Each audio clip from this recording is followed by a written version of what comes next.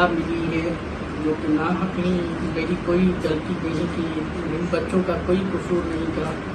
मेरा सिर्फ अब ये इल्तिजा है कि मेरा अब किसी और मुल्क में इन बच्चों का भारतीय पाबंदियों के बाद एक जेरे इलाज मरीजों और बच्चों को बेड से उठा के, अस्पतालों के बेड से उठा के, सोचें वहां से उठा के वापस पाकिस्तान इसलिए भेजा जाने लगा क्योंकि उनका ताल्लुक पाकिस्तान से है। क्योंकि मोदी जालिम सरकार ने यह हुक्मनामा जारी किया कि पाकिस्तानियों को भारत से निकाल दिया जाए। ना सिर्फ भारत से निकाल दिया जाए, पाकिस्तानियों को, उन मरीजों को भी निकाल दिया जाए जो कि जेरे इलाज हैं,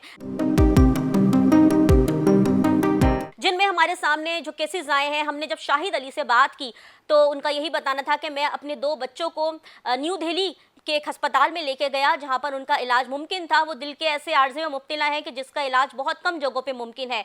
1 मिलियन तकरीबन वो खर्च करके न्यू दिल्ली के अस्पताल की जानिब जब गए और जब इलाज के लिए उन्होंने बच्चों को बिस्तर पर लिटाया तो डॉक्टर्स का यही कहना था कि इन बच्चों का इलाज पहले ही बहुत ताखीर से शुरू हो रहा है, मगर यहाँ इलाज मुमकिन होने के बावजूद हम नहीं कर सकते।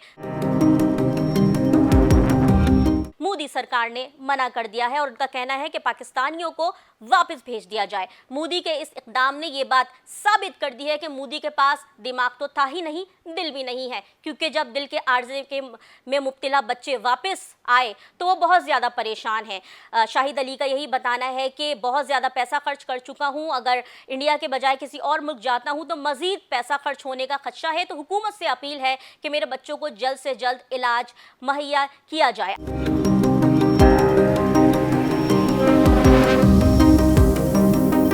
अच्छा, बात अभी यहीं खत्म नहीं हुई, एक और केस की बात करते हैं। अयान, उस बच्चे को, उस माजूर बच्चे को तो इलाज भी मयस्सर नहीं आया, बल्कि उसकी माँ को भी इसलिए रोक लिया गया क्योंकि वो भारतीय थी और उनके पास जो है वो भारतीय पासपोर्ट था, मगर वीज़ा चूँकि पाकिस्तान का था तो उनको इसलिए रोक लिया गया और बच्चे को भेज दिया गया बगैर इलाज के।